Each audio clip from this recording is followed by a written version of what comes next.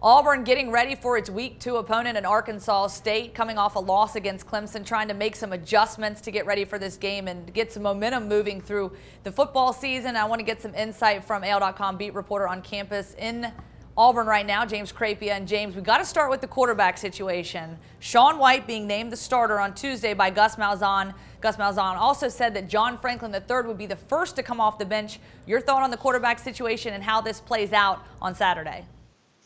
Yeah, well, certainly it's a bit of a change from week 1 where you heard that Sean was the starter, so that's not so much a change. But it was Sean's the starter, and he'll be the first guy out there. And then obviously saw what unfolded in week 1, and it's still kind of hard to put words to exactly what we saw from Auburn's quarterback situation and the grand plan that was at quarterback in week 1. Obviously, all 3 players play. Other guys take snaps. It was just a botched experiment. It was awful results, and it was really poor results, not only for in general, but in all of Gus Malzahn's history at offense.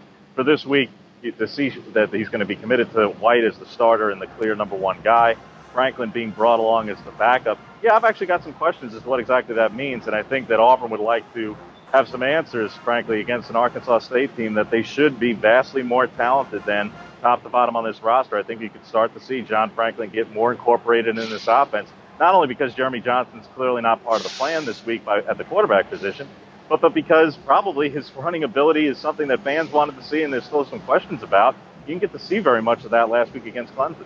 And James, we didn't really get to see Auburn have much success in the offense, whether it was passing the ball, running the football. What needs to happen this weekend in order for them to get that momentum and obviously put some points on the board and give the defense some help? Well, certainly consistency starting at the quarterback position and being committed to 1 player or even 2 compared to 3 or 5 is certainly a step in the right direction there from the get-go. But more consistency and performance as well and execution as well from those quarterbacks. If Sean White's out there, expect to see him, I would say, especially against a pretty poor pass defense from Arkansas State. Quite frankly, they've allowed an outrageous amount of yards the last couple of games, dating back to the bowl game last year. All of last season they struggled, and the struggles continued in their season opener against Toledo by way of pass defense. Those cornerbacks are coached by a former Auburn assistant, Trooper Taylor, and they're undersized. They've got some skill, they've got some talent there, but they're just undersized compared to this Auburn wide receiver corps. A wide receiver corps that has a lot of talent, especially young talent, and this is the kind of game you want to be able to showcase that talent. They are bigger, stronger, and faster than the Arkansas State secondary across the board. They should be able to showcase that by way of the passing game. For the running game, well, being committed to it early, and they weren't committed to it very early against Clemson. There were multiple 3-and-outs early. We already know what happened there. Well, in the second half, they had a lot more success running the ball with Kerryon Johnson. Expect to see him do it.